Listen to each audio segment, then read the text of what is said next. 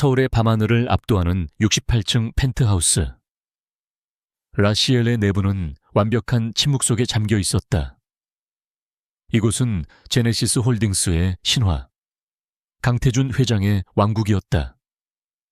바닥부터 천장까지 이어진 통유리창 너머로 도시의 불빛이 보석처럼 흩뿌려졌지만 실내의 온도는 그 야경만큼이나 차가웠다. 모든 가구는 정확한 각도로 배치되어 있었고 공기 중에는 값비싼 디퓨저 향 대신 소독된 듯한 공허함이 흘렀다. 밤 11시 30분. 지문 인식기가 희미한 기계음을 내며 강태준의 귀가를 알렸다. 그는 수백만 달러짜리 M&A를 방금 끝내는 전사처럼 피로에 젖어 있었지만 걸음걸이는 조금도 흐트러지지 않았다. 그의 존재감만으로도 넓은 현관의 공기가 무거워졌다. 그는 입고 있던 브리오니 코트를 벗어 대기하고 있던 가정부에게 건네지 않고 그냥 복도 끝 의자에 무심하게 던졌다. 그의 아내 한지수는 거실 중앙, 거대한 모듈형 소파의 가장자리에 앉아 있었다. 그녀는 태준이 가장 좋아하는 클래식 음악을 희미하게 틀어놓았지만 그 선율조차 이 공간의 냉기를 녹이지 못했다. 그녀는 순백의 실크 가운을 입고 있었고 5개월째 접어든 배는 그녀의 가녀린 체구와 대조되며 생명의 존재감을 드러냈다. 그녀는 책을 읽고 있었지만 태준이 들어오는 소리에 고개를 들었다. 오셨어요. 그녀의 목소리는 맑았지만 이 거대한 공간 속에서 쉽게 흩어졌다. 그녀는 일어서려 했지만 태준은 손짓으로 제지했다. 됐어. 앉아있어. 그는 넥타이를 거칠게 잡아당기며 풀었다. 최고급 실크가 그의 소나기에서 구겨졌지만 그는 신경 쓰지 않았다. 그는 아내를 지나쳐 곧장 홈 바로 향했다. 지수의 시선이 그의 지친 뒷모습을 따랐다. 결혼 3년차 처음 1년은 열정적이었으나 제네시스 홀딩스가 공격적인 사업 확장을 시작하면서 두 사람 사이의 거리는 수백 킬로미터의 물리적 거리보다 더 멀어졌다. 태준은 집을 또 다른 집무실로 여겼고 아내는 그 집무실에 딸린 값비싼 장식품처럼 취급했다. 식사는 아직 안 하셨으면 간단하게라도 준비할까요? 지수는 다시 한번 조심스럽게 물었다. 그녀는 이 집의 안주인이었지만 남편 앞에서는 언제나 허락을 구하는 입장이었다. 태준은 위스키 잔에 얼음을 채우며 대답했다. 입맛 없어. 그리고 내일 아침 7시 이사회야. 방해하지 마. 그의 말은 대화를 거부하는 명백한 신호였다. 지수는 무릎 위의 책으로 시선을 돌렸지만 글자가 눈에 들어오지 않았다. 그녀가 원하는 것은 호화로운 펜트하우스나 무제한의 신용카드가 아니었다. 단지 남편의 따뜻한 눈길, 다정한 말 한마디였지만 그것은 제네시스 홀딩스의 주식을 사는 것보다 더 어려워 보였다. 태준은 짙은 호박색 액체가 담긴 잔을 들고 통유리창 앞에 섰다. 도시의 정복자처럼 야경을 굽어보는 그의 눈에는 만족감이 아닌 다음 목표물에 대한 갈증이 어렸다.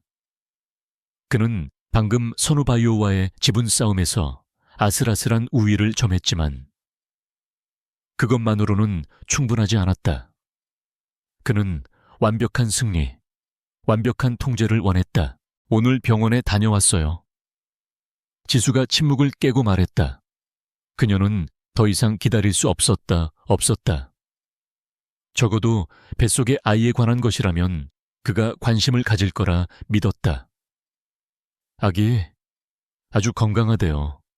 의사 선생님이 심장 소리도 들려줬는데 그녀의 목소리에 희미한 생기가 돌았다. 그녀는 태블릿 PC를 들어 그에게 초음파 사진을 보여주려 했다. 태준은 돌아보지 않았다. 어차피 당연한 결과잖아. 그의 대답은 짧고 무심했다. 결과가 좋으면 됐어. 다른 문제 없으면 나 서재 들어간다. 지수의 손이 허공에서 멈췄다. 태블릿 화면 속에 희미한 생명의 형체가 그녀의 절망처럼 일그러졌다. 그녀는 남편이 원하는 것이 아이가 아니라 후계자라는 사실을 애써 외면해왔다. 그녀는 입술을 깨물었다. 태준 씨, 우리 대화가 필요해요. 당신 요즘 너무 위태로워 보여요. 일도 좋지만 우리에게도 시간을 좀. 그녀의 용기 있는 발언은 태준의 가장 민감한 부분을 건드렸다. 그가 돌아섰다. 그의 눈은 피로가 아닌 짜증과 분노로 번들거렸다. 위태로워. 내가 지금 수조원이 걸린 전쟁을 치르고 있는 사람한테 할 소리야. 당신이 뭘 안다고 나한테 충고를 해. 그의 목소리는 낮았지만 그 안에 담긴 위압감은 지수를 움츠러들게 했다. 당신은 그냥 한지수야. 내가 만들어준 이 성 안에서 내 아이나 잘 품고 있으면 돼. 그게 당신 역할이야. 이것이 강태준이라는 남자의 방식이었다. 그는 모든 것을 통제하려 했고 통제할 수 없는 감정적인 교류를 나약함으로 치부했다. 지수는 눈물이 차오르는 것을 느꼈지만 울지 않았다. 그녀는 연약해 보였지만 내면에는 질긴 생명력이 있었다. 그녀는 태준이 던진 모욕을 삼키며 조용히 대답했다. 알겠어요. 쉬세요. 태준은 아내의 순종적인 태도에 만족한 듯 혹은 더 이상 에너지를 쏟을 가치도 없다는 듯 차갑게 돌아섰다. 그가 서재로 향하는 육중한 원목문이 닫히자 거실에는 다시 완벽한 침묵과 클래식 선율만이 남았다. 지수는 감은 눈에서 뜨거운 눈물 한 방울을 흘려보냈다. 그녀는 이 유리성에서 깨어날 수 없는 악몽을 꾸고 있었다. 서재에 들어선 태준은 넥타이를 완전히 풀어 책상 위에 던졌다. 이곳이야말로 그의 진정한 요새였다. 세 개의 벽면은 천장까지 닿는 책장으로 채워져 있었지만 책 대신 각종 경영 서적과 M&A 관련 법률 서류철이 꽂혀 있었다. 책상 위에는 6개의 모니터가 실시간 주식 시황과 뉴스 속보를 띄우고 있었다. 그가 막 의자에 몸을 묻었을 때 책상 위에 놓인 개인 휴대전화가 짧게 진동했다. 지수에게는 비밀로 하는 번호였다. 발신자는 VP5였다. 오유라 부사장. 그는 망설임 없이 전화를 받았다. 그의 목소리는 지수와 대화할 때 짜증 대신 전략을 논의하는 파트너의 그것으로 바뀌었다. 오 부사장. 보고. 회장님, 아직 퇴근 전이시군요. 오유라의 목소리는 벨벳처럼 부드러우면서도 강철 같은 정확함을 담고 있었다. 그녀는 태준의 아내와 정반대의 여자였다. 그녀는 감정에 호소하는 대신 데이터를 제시했고 위로 대신 해결책을 내놓았다. 태준은 그녀의 그런 점을 높이 샀다. 그리고 사랑했다. 혹은 사랑한다고 착각했다. 선우 바이오 측 이사 한 명을 포섭했습니다. 내일 주주총회에서 우리가 준비한 긴급 안건에 동의표를 던지기로 했습니다. 대신 그의 지분을 우리가 약속한 프리미엄에 매입해 줘야 합니다. 오유라의 보고는 명료했다. 그녀는 태준이 가장 듣고 싶어 하는 말, 즉 승리에 대한 확신을 주었다. 태준의 입가에 옅은 미소가 걸렸다. 잘했어, 오 부사장. 역시 당신뿐이야. 비용은 문제없어. 즉시 처리해. 그는 위스키를 한 모금 더 마셨다. 긴장이 풀리면서 지수에게 느꼈던 짜증이 누그러지고 오유라에 대한 갈망이 피어올랐다. 지금 어디야? 그의 목소리가 미세하게 낮아졌다. 오유라는 전화기 너머에서 가볍게 웃었다. 회장님, 집무실에서요. 아직 처리할 서류가 남아서요. 회장님은 사모님과 오붓한 시간 보내고 계신 거 아니었나요? 그녀의 목소리에는 가벼운 질투와 함께 지수에 대한 경멸이 담겨 있었다. 그녀는 태준의 아내 자리를 원했지만 그 자리를 차지한 여자가 너무나도 무력하다는 것을 경멸했다. 쓸데없는 소리. 태준은 다시 한번 그 말을 내뱉었지만 이번에는 어조가 달랐다. 그는 오유라의 질투를 즐기고 있었다. 내일 아침에 봐. 그리고 그는 잠시 망설였다. 고마워, 유라야. 그는 공적인 자리 외에서는 그녀의 이름을 불렀다. 그것은 두 사람만의 은밀한 신호였다. 잠깐만요. 회장님. 오유라는 전화를 끊으려는 태준을 붙잡았다. 그녀의 목소리가 갑자기 심각해진 듯했다. 이건 그냥 사적인 걱정인데요. 오늘 오후에 G파이낸셜에 김이사랑 미팅이 있었거든요. 청담동에서요. 그런데 거기서 우연히 사모님을 봤어요. 태준의 신경이 곤두섰다. 병원이 그 근처잖아. 정기검진 갔겠지. 그는 지수의 말을 뒤늦게 떠올렸다. 하지만 오유라가 이 시간에 그 이야기를 꺼내는 데는 이유가 있을 터였다. 그는 오유라의 지능적인 함정들을 잘 알고 있었고 때로는 기꺼이 그 함정에 빠져주었다. 물론 그러시겠죠. 그런데 분위기가 좀 혼자가 아니셨어요. 웬 남자분이랑 같이 계시던데 굉장히 다정해 보이시더라고요.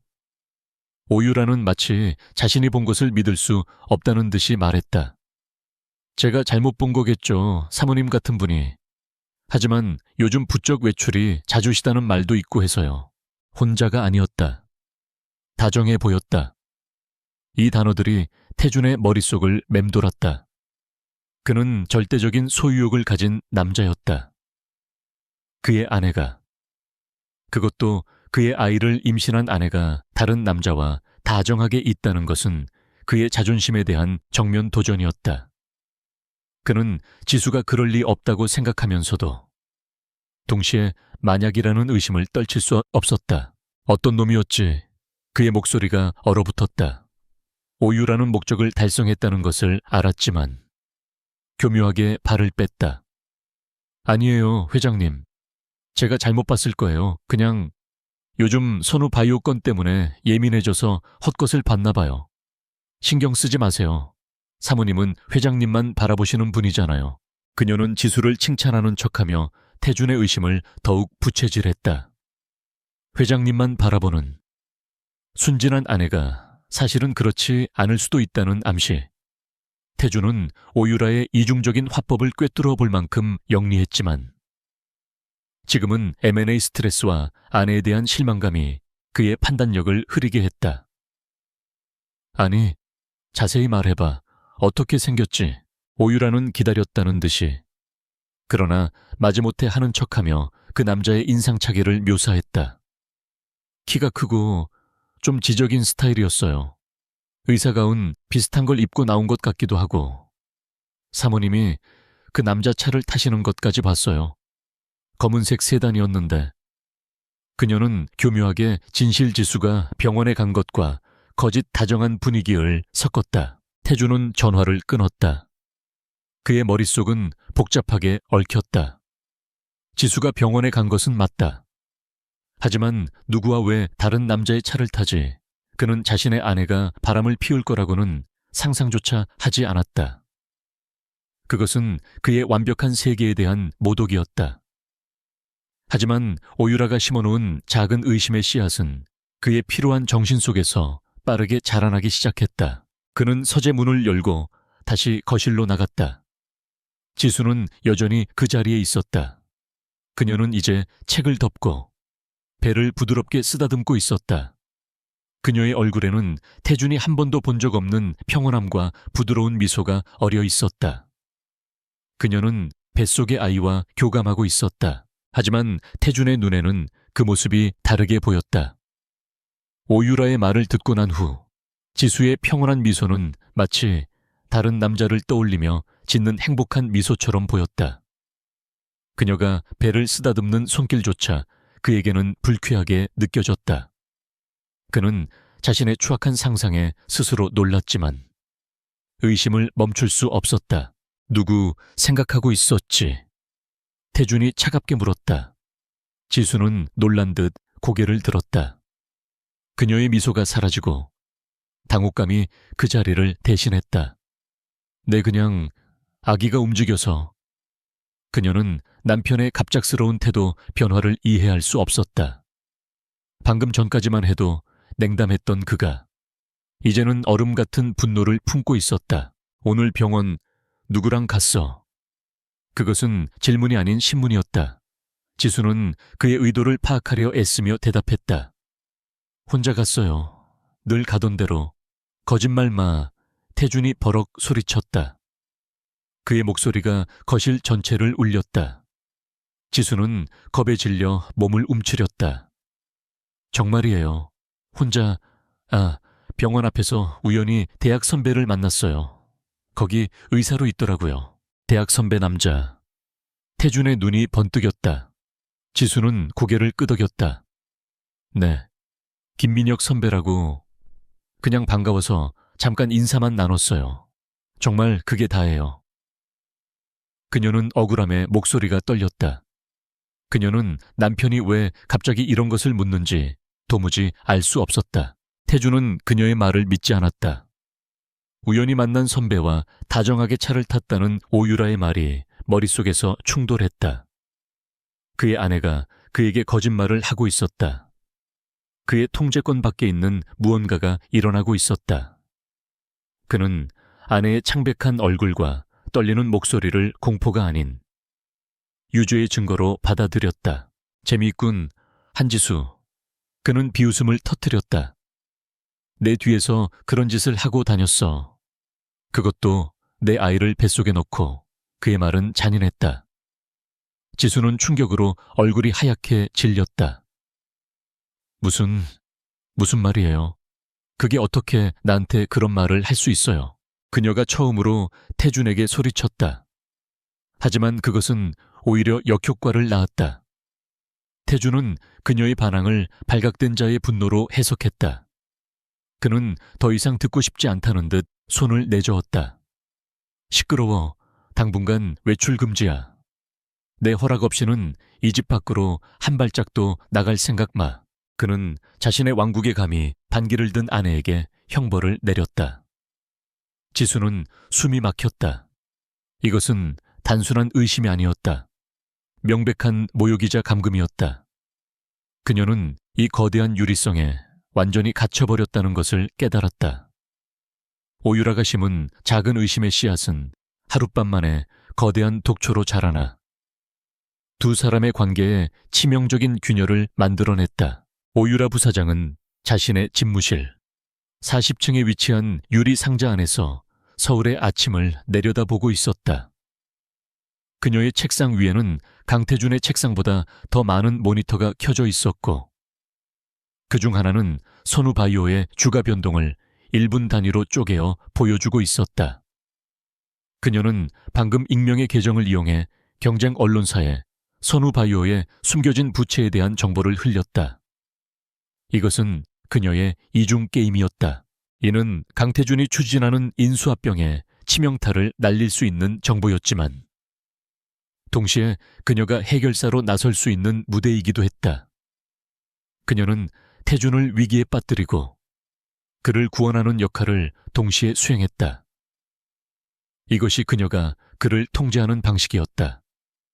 태준은 그녀의 능력에 중독되어 있었고 그녀는 그 중독을 이용해 그의 제국 제네시스 홀딩스를 노리고 있었다. 한지수는 그저 이 거대한 체스판에서 치워버려야 할 말에 불과했다. 강태준은 아침 7시 이사회를 마치고 나왔을 때 예상치 못한 암초에 부딪혔다. 선우바이오 측이 갑작스러운 언론 보도를 이유로 협상 잠정 중단을 선언한 것이다. 그는 자신의 집무실에서 보고서를 집어 던졌다. 어젯밤 아내와의 다툼으로 인한 불쾌감과 사업상의 차질이 뒤엉켜 그의 신경은 극도로 날카로워져 있었다. 그는 즉시 오유라를 호출했다. 도대체 어떻게 된 거야?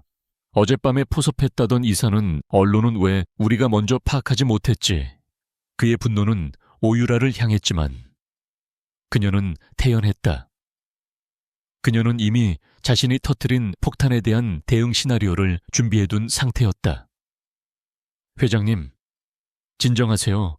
이건 오히려 기회입니다.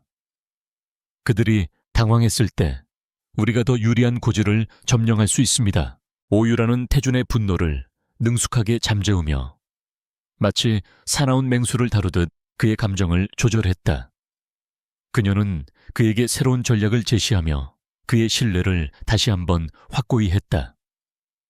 회의가 거의 끝나갈 무렵 그녀는 서류를 정리하며 지극히 사적인 어조로 마치 방금 떠올랐다는 듯이 입을 열었다. 아, 그런데 회장님, 어제 제가 말씀드렸던 건 태준의 미간이 좁혀졌다. 그는 어젯밤에 불쾌한 대화를 떠올렸다. 신경 쓰지 말라며. 그가 퉁명스럽게 말했다. 오유라는 난처한 표정을 지었다. 그랬습니다만 오늘 아침에 확인해보니 어제 사모님이 가셨다는 병원 근처에 김민혁이라는 의사가 근무하는 곳이 맞더군요. 대학 동문이라시더니 정말 친하신가 봐요. 그녀는 태블릿 PC를 태준 쪽으로 돌렸다. 병원 정보 페이지가 아니었다. 그런데 이상한 건 어제 오후 늦게 사모님 차량이 그 병원 주차장이 아니라 거기서 10분 거리인 시그너스 호텔 지하 주차장에서 목격되었다는 보고가 들어와서요. 보안팀에서 회장님 동선 체크하다가 우연히 발견한 모양입니다. 이것은 완벽한 거짓말이었다. 오유라가 보안팀을 시켜 지수의 채 몰래 부착한 GPS 추적기의 기록이었고 시그너스 호텔은 그녀가 의도적으로 덧붙인 장소였다. 지수는 병원 진료가 길어져 근처 카페 주차장을 이용했을 뿐이었다.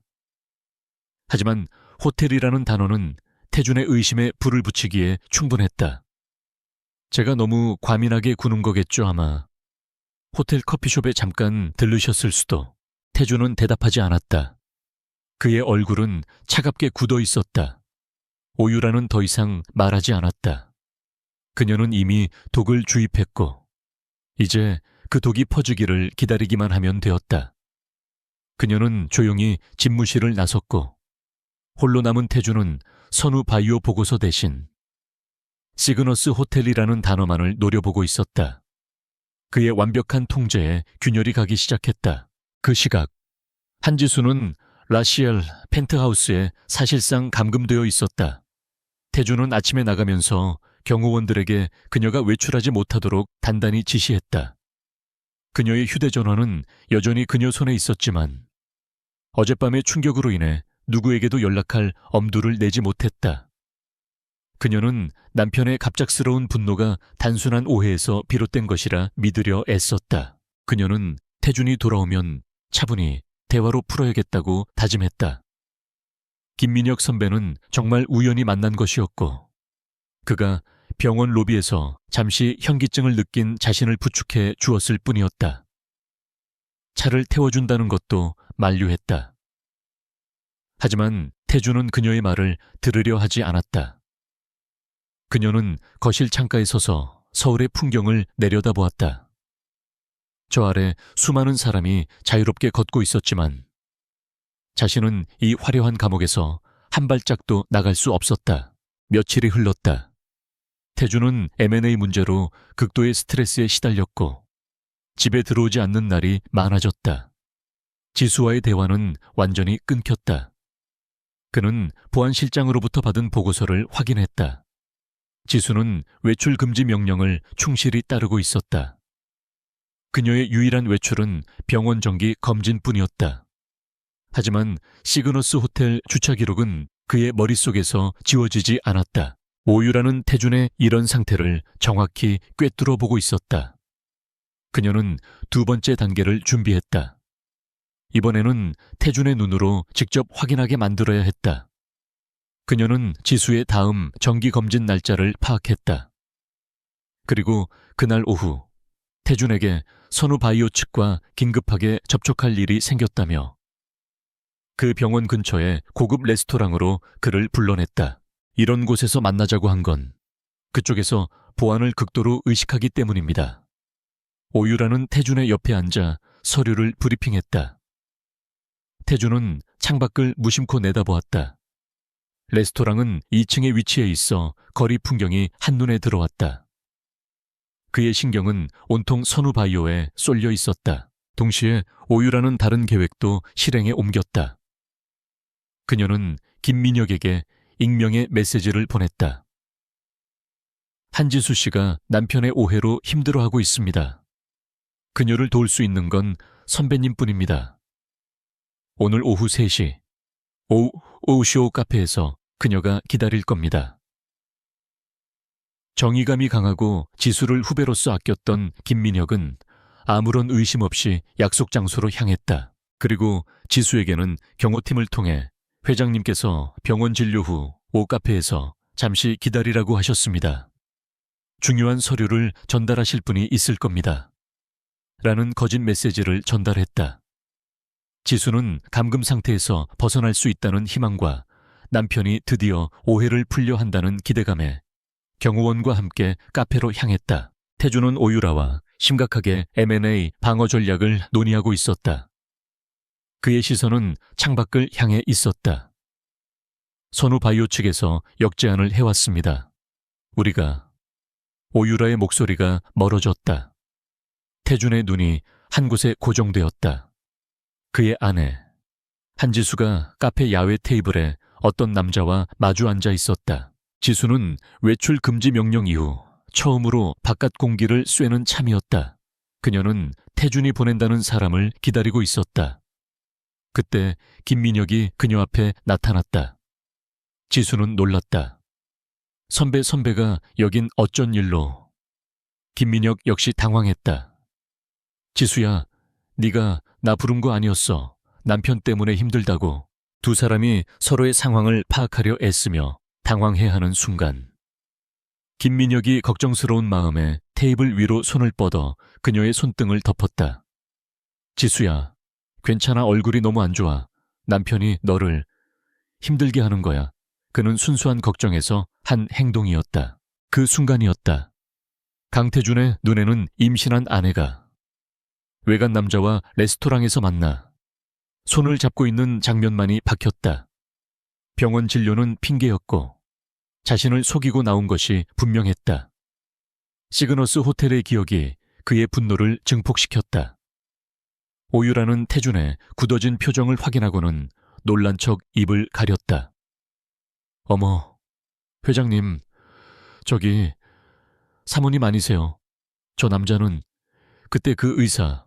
태준은 자리에서 벌떡 일어섰다. 이성이 완전히 끊어졌다. 선우바이오, M&A.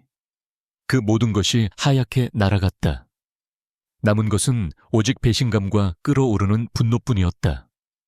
그는 레스토랑 문을 박차고 나갔다. 오유라는 그의 뒤에서 유리창에 비친 자신의 얼굴에 어린 아무도 보지 못하는 승리의 미소를 지었다. 그녀의 정교한 심리전은 완벽하게 성공하고 있었다. 강태준은 얼음장 같은 분노에 사로잡혀 레스토랑을 뛰쳐나왔다. 횡단보도의 붉은 신호등 따위는 그의 눈에 보이지 않았다. 경적 소리가 귀청을 찢을 듯 울렸지만 그는 아랑곳하지 않고 성큼성큼 거리를 가로질렀다. 그의 목표는 단 하나. 카페 야외 테이블에 앉아있는 두 사람이었다. 그의 제국을 모독하고 자신의 소유물에 감히 손을 댄 자들에 대한 처절한 응징이었다. 오유라는 2층 레스토랑 창가에 서서 잔혹한 연극의 클라이맥스를 감상하는 연출가처럼 그 광경을 지켜보았다. 그녀의 입계는 옅은 미소가 걸려 있었다. 모든 것이 그녀의 각본대로 움직이고 있었다. 강태준의 분노는 그녀가 조종하는 꼭두각시의 실이었고 그 실은 이제 한지수의 목을 조이고 있었다. 지수와 김민혁은 서로의 메시지에 대해 이야기하며 혼란스러워하고 있었다. 누가 이런 장난을? 지수가 불안한 듯 말하는 순간 그림자가 그들 위로 드리워졌다. 지수가 고개를 들었을 때 그녀는 얼어붙었다. 강태준이 지옥의 사자처럼 그들 앞에 서 있었다. 그의 얼굴은 감정을 읽을 수 없을 만큼 차갑게 굳어 있었고 두 눈은 지수가 아닌 김민혁을 향해 불타고 있었다. 재밌나? 태준의 목소리는 낮고 위협적이었다. 주변의 소음이 순간적으로 사라진 듯 했다. 지수는 본능적으로 일어섰다. 태준 씨, 이건 오해예요. 우리가 왜 여기 있는지. 그녀의 말이 채 끝나기도 전에 태준의 손이 벼락처럼 날아들었다. 하지만 그 손은 지수를 향한 것이 아니었다. 그는 테이블 위의 물잔을 그대로 쓸어버렸다. 유리 깨지는 소리와 함께 물이 쏟아졌고 사람들의 비명이 터져나왔다. 김민혁이 반사적으로 지수를 자기 뒤로 보호하려 하자 태준의 분노는 극에 달했다. 내까짓게 감히 누굴 보호해. 그가 김민혁의 멱살을 잡으려 했지만 지수가 그 앞을 막아섰다. 하지 마세요, 제발. 사람들이 본단 말이에요. 이건 그런 게 아니에요. 지수의 애원은 태준에게 불난 집에 기름을 붓는 격이었다. 그런 게 아니다. 그는 눈앞의 장면을, 자신의 아내가 다른 남자 앞에서 자신을 가로막는 이 배신을 믿을 수 없었다. 그는 지수의 팔목을 거칠게 움켜쥐었다. 쇠부티처럼 차가운 그의 소나귀에 지수가 고통스러운 신음을 흘렸다. 따라와. 그는 더 이상 한마디도 하지 않았다. 그는 지수를 질질 끌다시피 차로 데려갔다. 김민혁이 소리쳤다. 지수씨, 괜찮아요. 잠깐만요. 강태준씨. 하지만 태준의 경호원들이 즉시 그를 제압했다. 지수는 임신한 배를 감싸 안으며 남편에게 끌려갔다. 그녀의 수치심과 공포, 억울함이 뒤섞여 눈물이 하염없이 흘렀다. 차 안 이 공기는 얼어붙을 듯했다. 태준은 운전대를 잡은 손등에 핏줄이 붉어질 정도로 힘을 주었지만 단 한마디도 하지 않았다. 지수는 흐느끼며 설명하려 애썼다. 태준 씨, 제발 말 좀 들어봐요. 우린 둘 다 이상한 메시지를 받고 나온 거예요. 이건 함정이에요. 누군가 우릴... 태준은 라디오 볼륨을 최대로 높여버렸다. 시끄러운 클래식 음악이 그녀의 목소리를 덮어버렸다. 그는 더 이상 아내의 거짓말을 듣고 싶지 않았다. 자신의 눈으로 직접 확인한 배신이었다. 호텔 주차장, 그리고 이제는 대낮의 카페에서의 밀회. 그는 자신이 완벽하게 기만당했다고 생각했다. 펜트하우스에 도착하자마자 그는 지수를 거실 바닥에 내팽개치듯 밀어붙였다. 지수는 비틀거리며 카펫 위에 주저앉았다. 말해, 언제부터였지? 그가 짐승처럼 으르렁거렸다. 내 아이를 뱃속에 넣고 다른 놈과 놀아나는 기분이 어땠어? 아니에요. 지수가 절규했다. 정말 아니에요. 왜 내 말을 믿어주지 않는 거예요? 난 선배랑 아무 사이도 아니에요. 그냥 우연히 병원에서 만났고 오늘은 누군가의 장난으로. 그녀는 자신이 받은 메시지를 보여주기 위해 휴대전화를 찾았지만 차에서 내릴 때 이미 경호원이 빼앗아간 뒤였다. 증거가 없었다. 태준은 그녀의 절박한 부인을 유죄의 증거로 확신했다. 그는 서재로 들어가 문을 잠갔다. 지수는 차가운 거실 바닥에 홀로 남아 울부짖었다. 그녀는 이 거대한 음모의 한가운데서 철저히 고립되었다. 그녀를 믿어줄 사람은 아무도 없었다. 바로 그때 오유라의 마지막 카드가 배달되었다.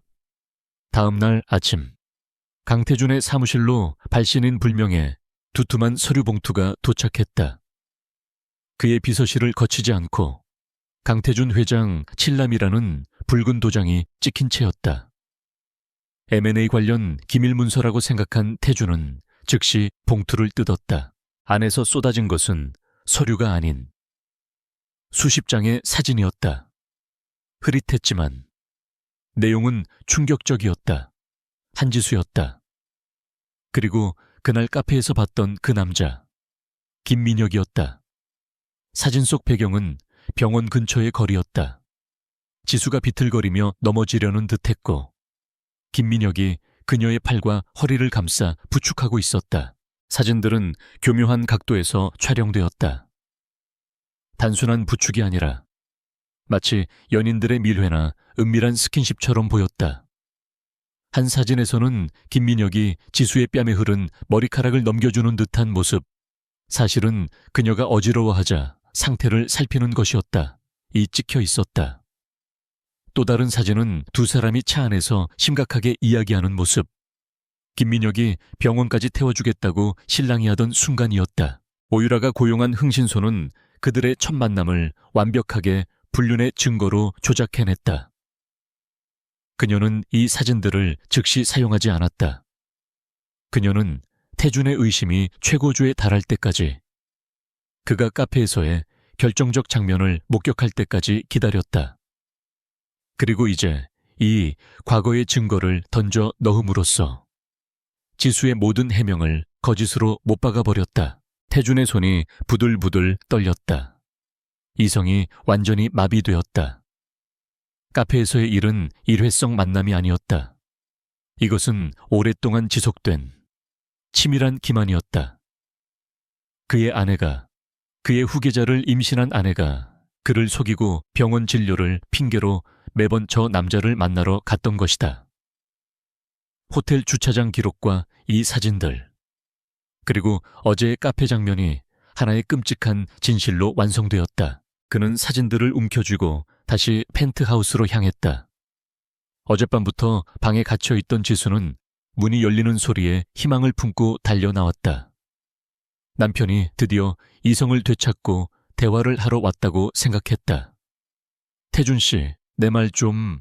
그녀의 말은 날아오는 사진들에 의해 끊겼다. 수십 장의 사진이 눈송이처럼 그녀의 얼굴과 몸 위로 흩뿌려졌다. 이것도 설명해 보시지. 태준의 목소리는 분노를 넘어선 차가운 경멸로 가득 차 있었다. 지수는 바닥에 흩어진 사진들을 주워들었다. 그녀는 사진 속 장면을 즉시 알아보았다. 이건 그때 병원 앞에서 어지러워서 선배가 그냥 부축해 준 거예요. 당신한테 다 말했잖아요. 우연히 만났다고. 그녀는 절박하게 외쳤다. 그녀의 해명은 완벽한 진실이었다. 하지만 이미 이성을 잃은 태준의 귀에는 그것이 가장 파렴치한 거짓말로 들렸다. 거짓말, 거짓말, 거짓말. 그가 포효했다. 병원에서 만나고, 호텔에서 만나고, 이젠 카페에서까지 만나. 내가 그렇게 우스웠나. 이 집에서 내 돈으로 호의호식하면서 뒤로는 이딴 짓을 벌여. 그는 그녀의 모든 말을 거짓으로 규정했다. 그녀의 진실된 혼란과 공포에 질린 표정은 그의 눈에는 단지 발각된 자의 추악한 발악으로 비쳤다. 그는 자신의 판단이 완벽하다고 믿었다. 그는 강태준이었고 강태준은 틀리지 않으니까. 더 이상 내년의 더러운 목소리 듣고 싶지 않아. 넌 여기서 한 발짝도 못 나가. 아이를 낳을 때까지. 그는 지수를 다시 방 안으로 거칠게 밀어넣고 문을 잠가버렸다. 그녀의 휴대전화, 태블릿, 인터넷까지 모든 통신수단을 차단했다. 지수는 문을 두드리며 울부짖었지만 돌아오는 것은 묵직한 침묵뿐이었다. 오유라가 정교하게 설계한 덫은 완벽하게 작동했다. 한지수는 자신의 집에서 완벽한 죄수가 되었고 강태준은 그 감옥의 간수가 되었다. 라시엘, 펜트하우스는 한지수에게 도금된 무덤이 되었다. 그녀가 갇힌 마스터룸은 수억 원짜리 이탈리아 가구와 최고급 실크, 벽지로 장식되어 있었지만 그 모든 것은 차가운 감옥의 쇠창살에 불과했다. 창문은 열리지 않았고 문은 밖에서만 잠겼다. 하루 3번 무표정한 가정부가 식사를 가져다 주었고 문 밖에는 강태준의 개인 경호원 2명이 24시간 내내 그림자처럼 서 있었다. 시간 감각이 무뎌졌다. 낮과 밤은 그저 창밖으로 스며드는 빛의 농도 차이일 뿐이었다. 6개월째 접어든 배는 이제 제법 무거워져 그녀가 겪는 정신적 고통에 육체적 불편함까지 더했다. 그녀는 아이에게 미안했다. 이 차가운 절망과 분노의 공기를 태아와 함께 호흡하고 있다는 사실이 그녀의 심장을 찢었다. 강태준은 가끔씩 그녀를 찾아왔다. 하지만 그 방문은 대화를 위한 것이 아니었다. 그는 마치 동물원의 맹수를 확인하듯 문께에 서서 경멸이 가득 담긴 시선으로 그녀를 쏘아보았다. 그의 방문은 감정적인 고문이었다. 아직도 그놈 생각에 잠겨있나. 그가 입을 열 때마다 비수가 날아왔다. 그렇게 뻔뻔한 얼굴을 하고도 밥이 넘어가는 걸 보니 당신도 보통 여자는 아니군. 지수는 처음에는 해명하려 애썼다. 제발, 태준 씨, 날 좀 봐요. 난 결백해요. 이건 음모예요. 하지만 그녀의 말은 그의 얼어붙은 분노에 부딪혀 산산조각 났다. 태준은 오유라가 완벽하게 주입한 배신이라는 각본에 완전히 매몰되어 있었다. 음모, 네가 감히 내 뒤에서 노란한 게 음모라는 건가, 내 집에서. 내 아이를 가졌다고 주장하면서라는 단어가 지수의 가슴에 박혔다. 그는 이제 뱃속의 아이까지 의심하고 있었다. 어떻게 그런 말을 할 수 있어요? 그녀의 목소리가 절망으로 떨렸다. 태준은 비웃었다. 더러운 입으로 내 아이를 들먹이지 마. 넌 그저 내 명성에 오점을 남긴 대가를 치르고 있을 뿐이야. 아이를 낳는 순간 넌 이 집에서 영원히 사라지게 될 거다. 그것이 그의 선고였다. 지수는 그가 떠난 후 차가운 대리석 바닥에 주저앉아 소리 없이 울었다. 이 남자는 그녀가 사랑했던 강태준이 아니었다. 그는 오만과 분노에 눈이 먼 괴물이었다. 지수가 절망의 나락에서 허우적거리는 동안 오유라는 제네시스 홀딩스의 실질적인 안주인 행세를 하고 있었다. 그녀는 태준의 집무실을 제 집처럼 드나들며 M&A 전략을 보고하는 동시에 그의 상처 입은 마음을 교묘하게 파고들었다. 그녀는 태준의 서재에서 그가 가장 아끼는 싱글 몰트 위스키를 따르며 나직하게 속삭였다. 회장님, 너무 마음 쓰지 마세요. 사모님이 잠시 판단력이 흐려졌던 거겠죠. 그녀는 지수를 동정하는 척하며 그녀의 죄를 기정사실로 만들었다. 지금은 선우 바이오건에만 집중하셔야 해요. 이런 개인적인 문제로 회장님의 위협에 차질이 생기게 둘 순 없어요. 제가 있잖아요. 그녀는 자신의 손을 태준의 손등 위에 부드럽게 올려놓았다. 태준은 그녀의 충성심과 이해심에 깊이 의존했다. 지수에게서 받은 배신감은 오유라에 대한 신뢰를 더욱 강화시켰다. 그는 오유라가 보안팀과 가정부들을 총괄하도록 암묵적으로 허락했다. 오유라는 이제 강태준의 눈과 귀가 되어 펜트하우스에서 일어나는 모든 일을 통제했다. 그녀는 지수에게 제공되는 식당까지 관리하며 그녀가 혹시나 외부와 접촉할 수 있는 아주 작은 틈이라도 막아버렸다. 며칠간의 절망적인 울음 끝에 지수는 문득 거울 앞에 섰다. 눈물로 얼룩진 창백한 얼굴, 헝클어진 머리. 하지만 그 절망적인 모습 속에서 그녀는 다른 것을 보았다. 그것은 엄마의 얼굴이었다. 바로 그때 뱃속의 아이가 강하게 발길질을 했다. 마치 엄마 힘내세요 라고 말하는 듯한 생명의 몸짓이었다. 그 순간 지수의 눈빛이 변했다. 눈물이 멈추고 그 자리에 차갑고도 단단한 무언가가 차올랐다. 그녀는 깨달았다. 이대로 무너질 수는 없었다. 이 결혼은 이미 끝났다.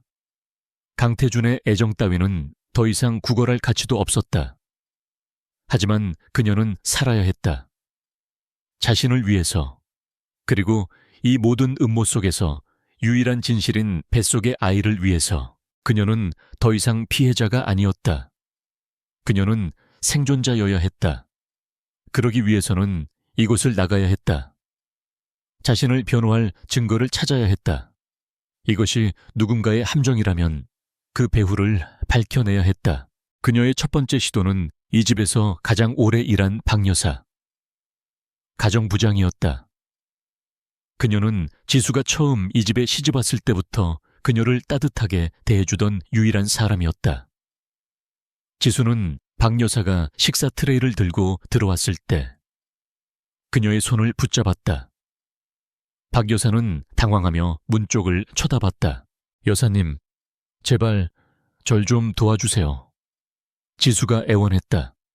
그녀는 몰래 숨겨두었던 작은 메모지를 쥐어주었다. 거기에는 그녀의 대학 동기이자 지금은 변호사가 된 친구의 연락처가 적혀 있었다. 여사님은 절 아시잖아요. 제가 그럴 사람이 아니라는 거. 제발 이 번호로 연락해서 제가 여기 갇혀 있다고만 전해주세요. 제발요. 박 여사의 눈이 흔들렸다. 그녀는 인간적인 연민과 고용주에 대한 두려움 사이에서 갈등했다. 그녀는 지수의 손을 뿌리치지도, 그렇다고 고개를 끄덕이지도 못했다. 그녀는 황급히 트레이를 들고 방을 나갔다. 지수는 문이 닫히는 순간까지 그녀의 뒷모습을 간절하게 바라보았다. 하지만 오유라의 감시망은 촘촘했다. 박 여사는 복도를 나오자마자 경호 실장과 마주쳤다. 그는 오유라가 직접 심어놓은 신복이었다. 방금 사모님이 뭘 주셨지? 그의 차가운 물음에 박 여사는 사색이 되어 메모지를 내밀었다. 경호 실장은 즉시 오유라에게 그것을 보고했다. 오유라는 자신의 사무실에서 그 작은 메모지를 받아들고 조소했다. 이혼 전문 변호사 한지수. 생각보다 멍청하진 않네. 이것은 위기가 아니라 기회였다. 그녀는 즉시 태준의 집무실로 향했다. 그녀는 비통한 표정을 지으며 태준에게 메모지를 건넸다. 회장님, 정말 죄송합니다만 이걸 보셔야 할 것 같습니다. 박 여사가 사모님 방에서 가져온 겁니다. 태준은 구겨진 메모지를 펼쳐보았다. 변호사의 이름과 연락처, 그의 얼굴이 경로로 일그러졌다. 이게 지금... 오유라가 기름을 부었다. 반성하고 계신 게 아니었어요. 회장님을 떠날 준비를 하고 있었던 겁니다. 아마 위자료 소송을 준비하려는 거겠죠. 어떻게 이 상황에서도 돈을 챙길 생각을... 그녀의 말은 태준의 마지막 남은 이성마저 불태워버렸다. 위자료 감히 나를 배신하고 내 돈을 탐내. 태준은 그 길로 펜트하우스로 돌아왔다. 그는 지수가 갇힌 방문을 거칠게 열어젖혔다. 지수는 그가 메모지를 보고 왔으리라고는 상상도 못한 채 혹시나 하는 희망에 그를 바라보았다. 태준 씨. 태준은 구겨진 메모지를 그녀의 얼굴에 집어던졌다. 변호사 감히 이 상황에서 변호사를 선임해 나한테서 뭘 더 뜯어내려고. 그가 포효했다. 지수는 그제야 모든 것이 잘못됐음을 깨달았다. 아니에요. 그건 단지 내 결백을 증명하고 싶어서. 시끄러워. 태준은 그녀의 방을 샅샅이 뒤지기 시작했다. 그는 서랍을 열어젖히고 침대 시트를 걷어냈다. 필기구, 편지지, 심지어 화장대 위에 있던 작은 보석함까지 모조리 빼앗았다. 그녀가 외부와 접촉할 수 있는 모든 수단을 파괴했다. 넌 여기서 아무것도 가질 자격이 없어. 네가 가진 유일한 건 네 배신에 대한 수치심뿐이야. 지수는 이 잔인한 수색을 망연자실하게 바라보았다. 그리고 그녀는 깨달았다.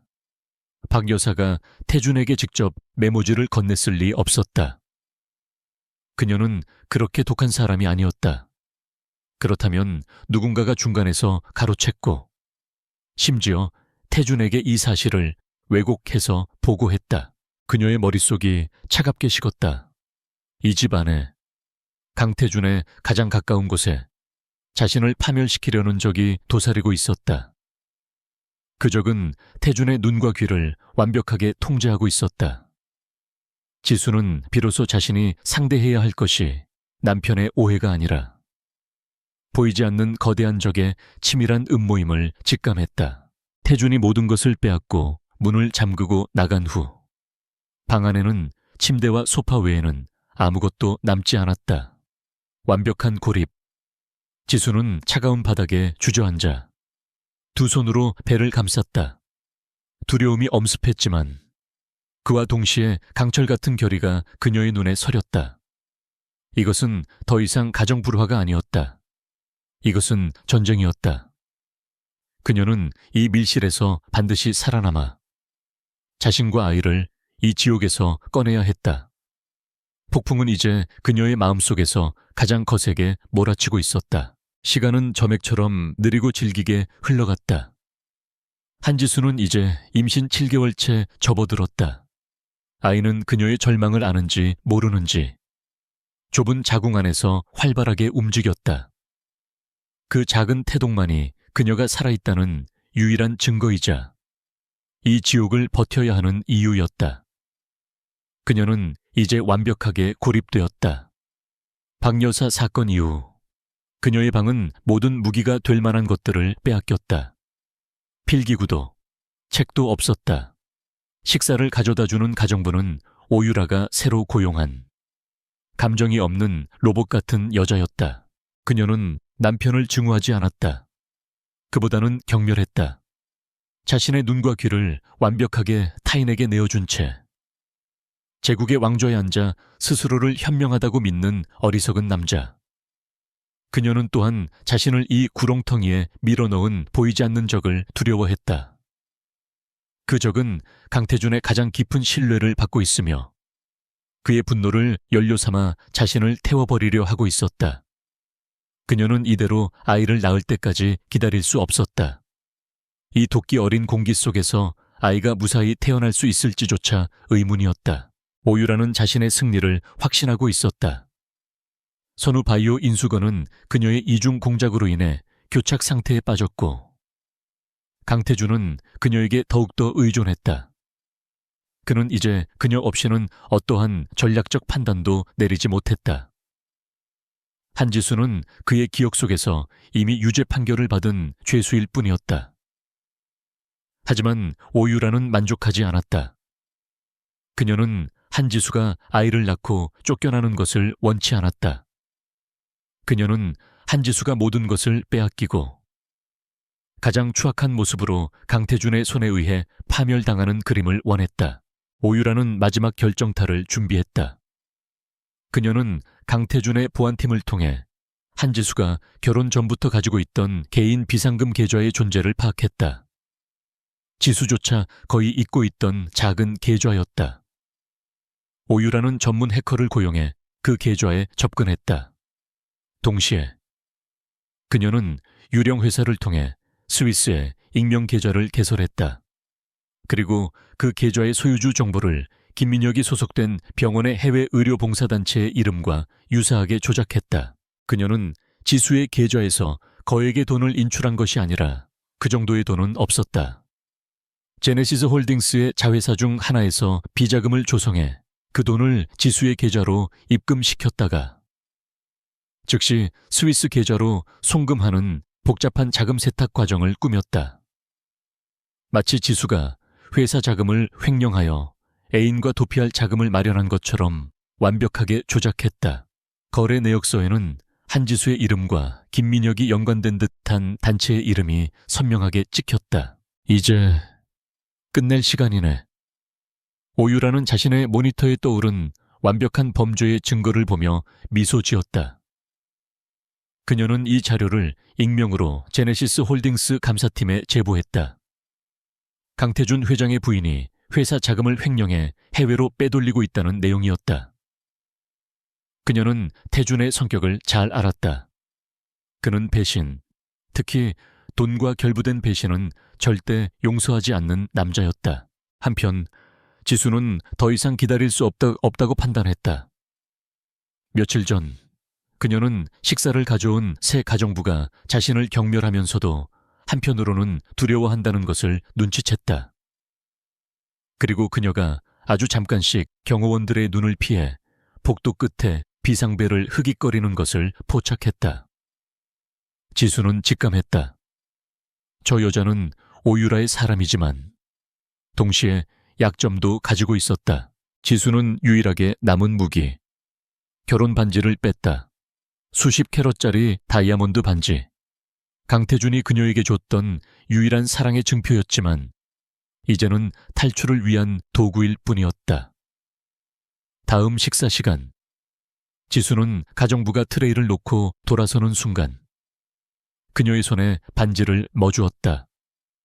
여자는 불에 댄 듯 손을 빼려 했지만 지수의 눈빛에 압도당했다. 돈이 필요한 거 알아요. 지수가 얼음처럼 차가운 목소리로 속삭였다. 난 여기서 나가야겠어요. 당신이 원하는 건 이 반지보다 더 많이 줄 수 있어요. 하지만 지금 당장 날 돕지 않으면 당신도 저들과 한패라는 걸 내가 증명하게 될 거예요.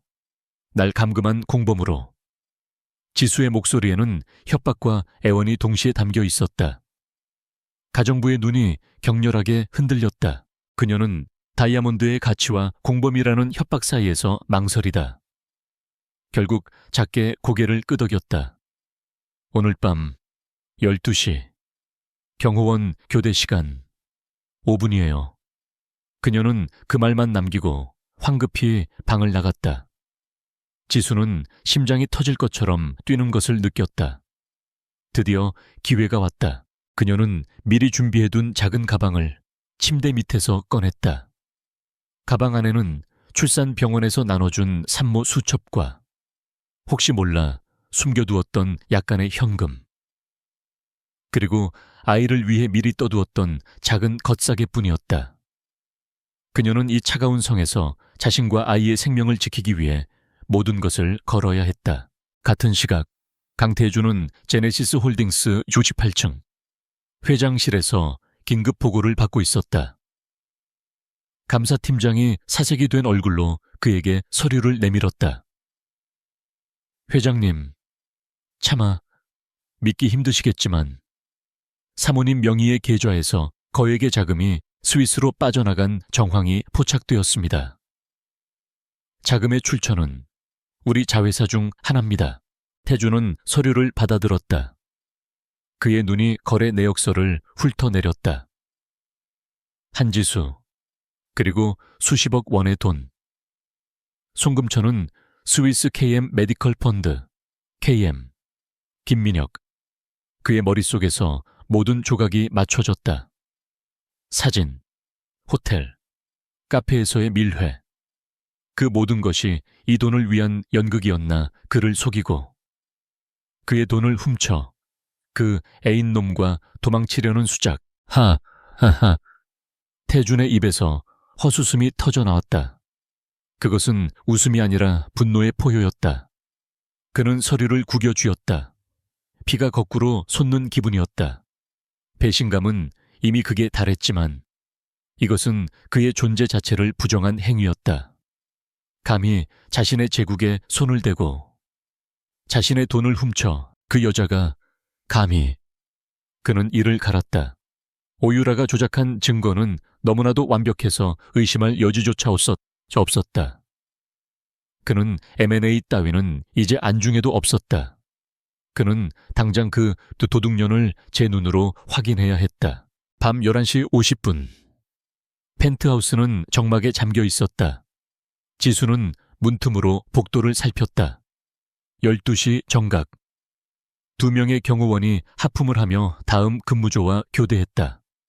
바로 그때 복도 반대편에서 날카로운 비상벨 소리가 울렸다. 가정부가 약속을 지킨 것이다. 경호원들이 당황하며 소리가 난 곳으로 달려갔다. 지금이에요. 지수는 맨발로 방을 뛰쳐나왔다. 그녀는 무거운 몸을 이끌고 현관으로 향했다. 그녀의 목표는 오직 하나. 이 지옥에서 벗어나는 것이었다.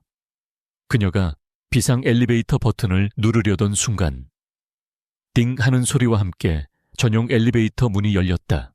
지수는 그 자리에 얼어붙었다. 엘리베이터 안에는 강태준이 서 있었다. 그의 얼굴은 분노로 시뻘겋게 달아올라 있었고 손에는 구겨진 서류 뭉치를 쥐고 있었다. 그는 막 집을 나가려던 작은 가방을 든 아내의 모습을 발견했다. 돈을 훔쳐 도망가려던 현행범을 두 사람의 시선이 허공에서 부딪혔다. 태준의 눈에는 배신자에 대한 살기가, 지수의 눈에는 자유를 갈망하던 죄수의 절망이 어렸다.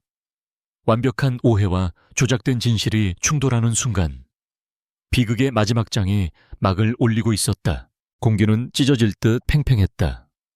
엘리베이터의 금속문이 두 사람 사이에 거대한 단두대 칼날처럼 서 있었다.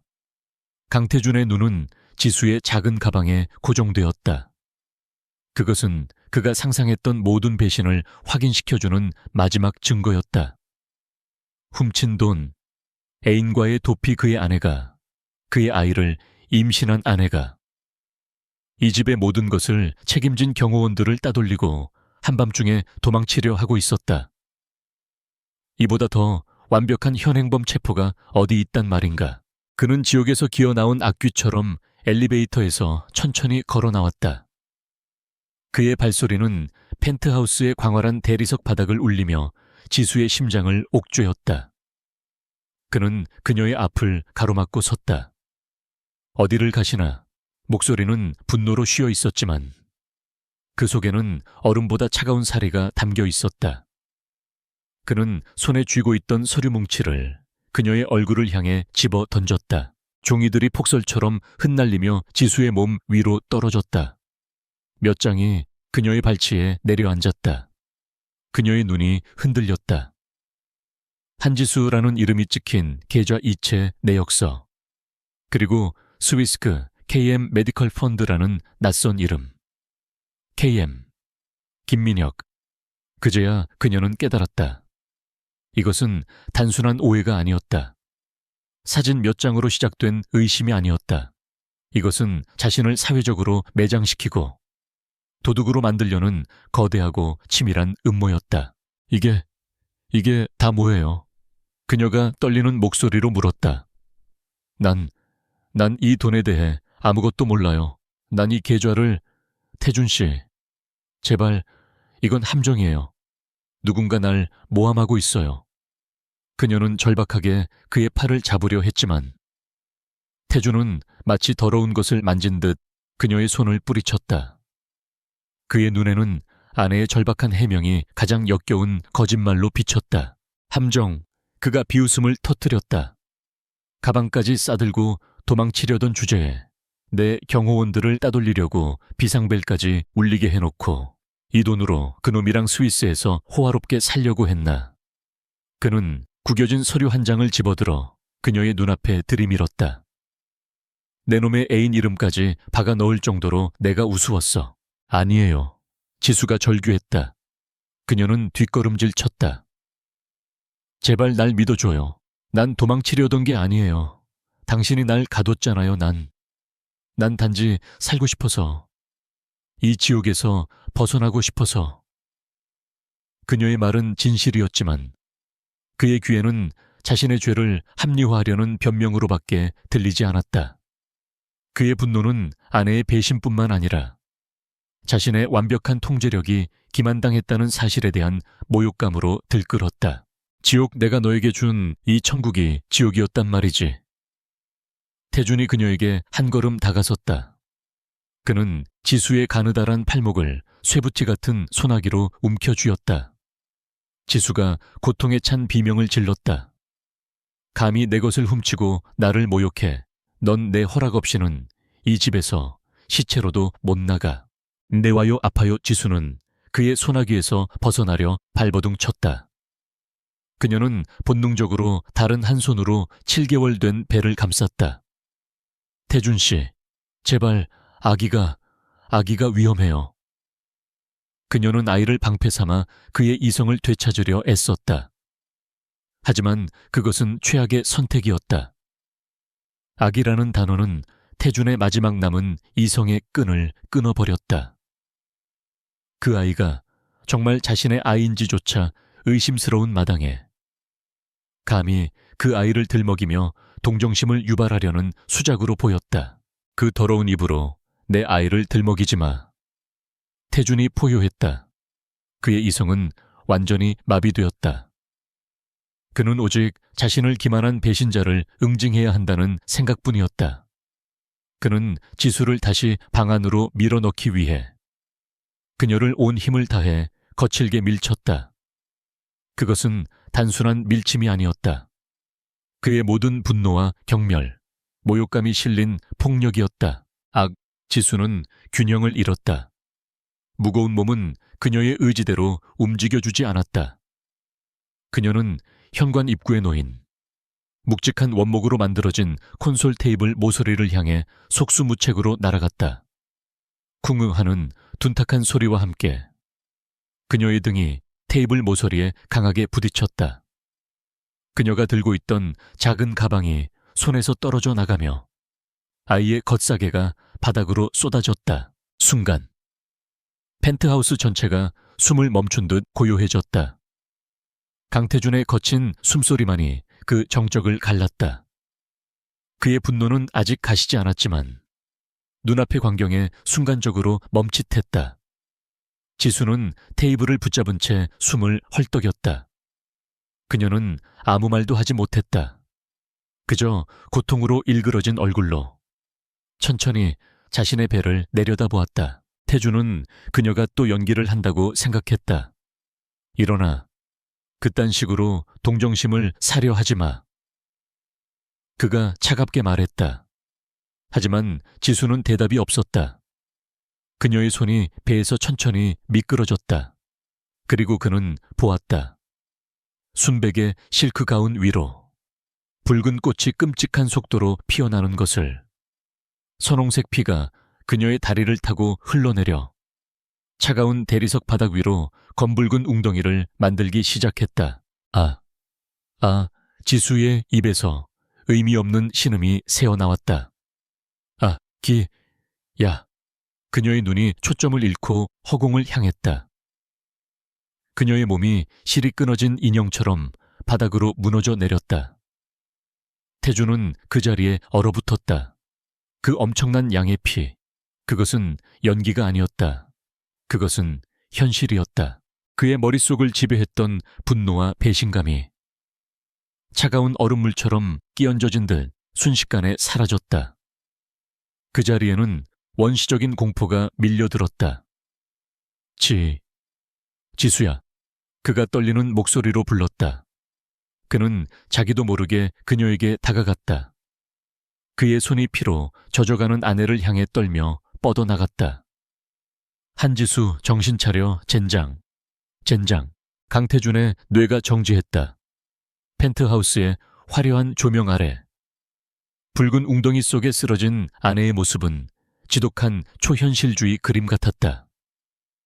그러나 손끝에 묻어나는 피의 뜨겁고 끈적한 감촉은 이것이 끔찍한 현실임을 증명했다. 안 돼.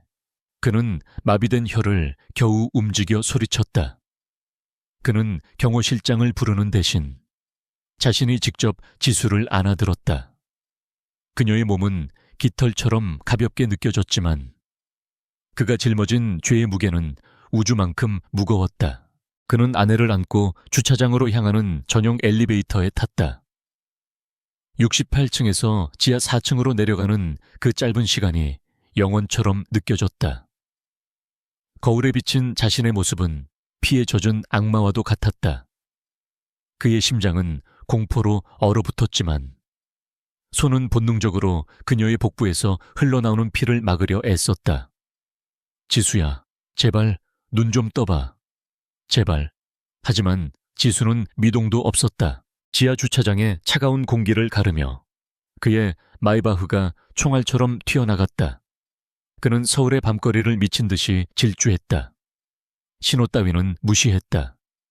수십억짜리 차체가 아슬아슬하게 다른 차들을 스쳐 지나갈 때마다 경적이 울렸지만 그의 귀에는 아무것도 들리지 않았다. 그의 세상에는 오직 아내의 희미한 숨소리와 지독한 피 냄새만이 존재했다. 제네시스 홀딩스와 연계된 최고급 VIP 병원 세브란스 뷰하우스 응급실에 차가 급정거했다. 자동문이 열리기도 전에 그가 피투성이 아내를 안고 뛰어들었다. 살려내, 당장 이 여자 살려내. 평소에 냉철한 CEO 강태준은 온데간데 없었다. 그는 그저 절박하게 울부짖는 한 마리의 짐승이었다. 응급실이 발칵 뒤집혔다. 병원장이 직접 달려나왔고 최고의 외과 및 산부인과 스태프들이 순식간에 모여들었다. 지수는 즉시 이동식 침대에 눕혀져 응급처치실로 옮겨졌다. 환자 임신 28주, 대량 출혈, 태아 심박 미약 혈압, 62에 40, 의료진의 다급한 외침이 복도를 울렸다. 보호자분은 밖에서 기다려 주십시오. 간호사가 태준을 막아섰지만 그는 아내에게서 떨어지지 않으려 했다. 나도 들어가겠어. 내가 누군지 몰라. 그가 소리쳤다. 그러나 의사의 단호한 한마디가 그의 발을 묶었다. 회장님, 지금 이러시면 산모와 태아 모두를 잃습니다. 나가 계십시오. 모두를 잃는다는 말이 그의 뒷덜미를 후려쳤다. 수술 중 붉은 램프가 켜지고 수술실의 육중한 문이 그의 눈앞에서 닫혔다. 방금 전까지 아내를 안고 있던 그의 팔은 허공에서 길을 잃었다. 그는 복도벽에 등을 기댄 채 천천히 주저앉았다. 그의 손, 그의 셔츠, 그의 바지는 온통 지수에 피었다. 그는 자신의 손바닥에 묻은 검붉은 피를 망연자실하게 내려다보았다. 이것이 그가 저지른 짓이었다. 시간이 멈췄다. 병원 복도는 완벽한 무균실처럼 하얗고 차가웠다. 소독약 냄새가 그의 폐부를 찔렀다. 1분 1초가 칼날 위를 걷는 듯 고통스러웠다. 그는 아내를 밀어붙이던 순간을, 테이블 모서리에 부딪히던 둔탁한 소리를, 그리고 그녀의 절망적인 눈빛을 끝없이 되감았다. 난 단지 살고 싶어서. 그녀의 마지막 외침이 환청처럼 귓가를 맴돌았다.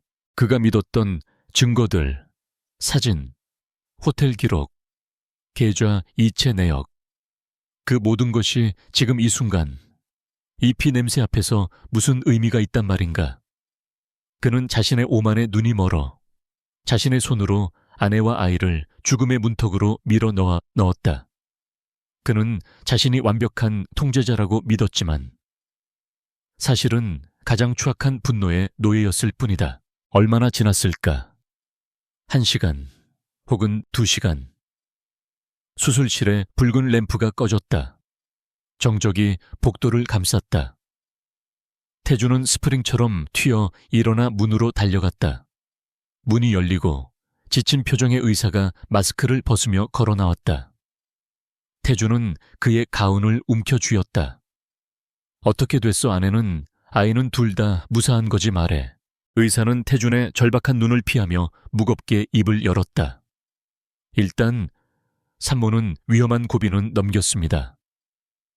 태준은 안도의 한숨을 내쉬려 했지만 의사의 다음 말이 그의 숨통을 막았다. 하지만 태아는, 의사는 고개를 가로저었다. 병원 도착 시 이미 심정지 상태였습니다. 태반 족이 박리가 너무 심각해서 손을 쓸 수가 없었습니다. 유감입니다. 쿵. 태준의 세상이 무너져 내렸다. 아이가 죽었다. 그가 의심했던, 그가 더러운 이바으로 부르지 말라던 그 아이가 그의 폭력으로 인해 세상의 빛도 보지 못하고 사라졌다. 그의 다리가 후들거렸다. 거짓말, 거짓말이지. 죄송합니다. 저희는 산모를 살리기 위해 최선을 다해야 했습니다. 의사의 목소리는 냉정했다. 태준은 그를 밀치고 수술실로 들어가려 했지만 의사가 그를 가로막았다. 회장님 아직입니다. 태준이 그를 노려보았다. 무슨 뜻이야. 아내는 괜찮다며. 의사는 깊은 한숨을 내쉬었다. 이것은 사망 선고보다 더 잔인한 소식일 수 있었다. 산모가 과다 출혈로 인한 쇼크 상태가 길었습니다. 그리고 낙상 시의 충격으로 뇌에도 손상이 의심됩니다. 현재 환자는 깊은 혼수 상태입니다. 혼수, 상태.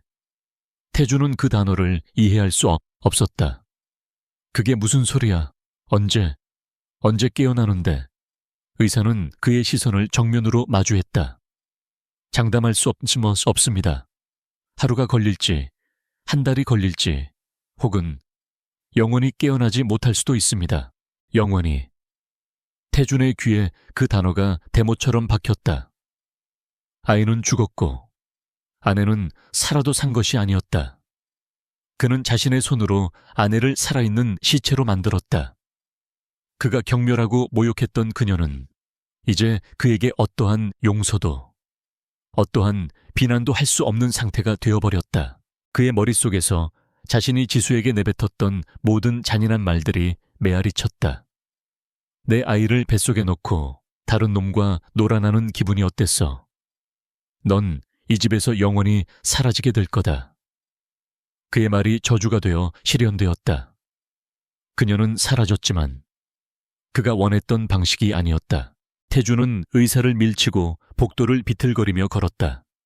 그의 오만, 그의 제국, 그의 분노, 그 모든 것이 산산조각 났다.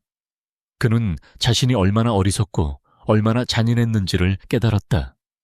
그는 복도 끝, 창백한 달빛이 스며드는 창가에 다다랐다. 그리고 그 자리에 무너져 내렸다. 그의 입에서 터져 나온 것은 울음이 아닌 영혼이 찢어지는 듯한 신음이었다. 그는 자신의 피 묻은 손으로 머리를 감싸 쥐었다. 그는 자신의 아이를 죽인 살인자였고 아내의 영혼을 파괴한 파괴자였다. 병원의 차가운 복도. 그 지독한 침묵 속에서 강태주는 자신의 교만함이 내린 가장 끔찍한 형벌을 선고받았다. 시간은 중환자실의 기계음처럼 단조롭고 냉혹하게 흘러갔다. 강태주는 병원 VIP 병실. 아내 한지수가 누워있는 침대 옆에서 며칠째 밤을 지새우고 있었다. 그는 제네시스 홀딩스의 회장이 아니었다. 그는 면도도 하지 못한 피냄새가 희미하게 밴 셔츠를 입은 채 유리병 너머에 생명유지장치에 매달린 아내를 지켜보는 죄수였다. 지수는 깊은 혼수 상태에 빠져 있었다. 그녀의 얼굴은 핏기 없이 창백했고 평온해 보이기까지 했으나 그것은 태준에게 가장 끔찍한 형벌이었다. 그는 잠들지 못했다. 눈을 감으면 아내를 밀치던 순간 테이블 모서리에 부딪히던 둔탁한 소리, 그리고 바닥을 적시던 붉은 피가 선명하게 떠올랐다. 의사는 아이가 이미 사망했으며 아내 역시 뇌 손상으로 인해 언제 깨어날지 모른다고, 어쩌면 영원히 깨어나지 못할 수도 있다고 했다. 영원히, 그 단어가 그의 영혼을 갉아먹었다. 그의 오만은 자신의 손으로 모든 것을 파괴한 후에야 비로소 무너져 내렸다. 그의 곁을 지키는 유일한 사람은 김 비서였다. 김진환 비서실장. 그는 10년 넘게 태준을 보좌해온 충직한 부하였다. 그는 태준의 성공과 야망, 그리고 그의 냉혹함까지 모두 지켜봐왔다. 그는 또한 오유라 부사장이 회장에게 접근하면서부터 태준이 어떻게 변해갔는지도 똑똑히 목격했다. 김 비서는 오유라를 경멸했다. 그녀의 야망은 너무나도 투명했고 그녀가 태준의 눈을 가리는 방식은 교활했다. 김 비서는 회장이 무너진 동안에도 묵묵히 제네시스 홀딩스의 비상경영체제를 관리했다. 하지만 그는 동시에 이 끔찍한 비극이 단순한 부부싸움이나 오해가 아닐 수도 있다는 합리적인 의심을 품고 있었다.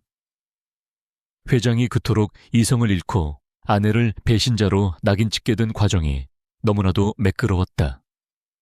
오유라 부사장이 그 과정의 중심에 항상 그림자처럼 존재했다. 태주는 넋이 나간 사람처럼 병실에 앉아 있었다. 오유라는 매일같이 병원을 찾았다. 그녀는 슬픔에 잠긴 표정으로 태준을 위로했다. 회장님, 기운 내셔야 합니다.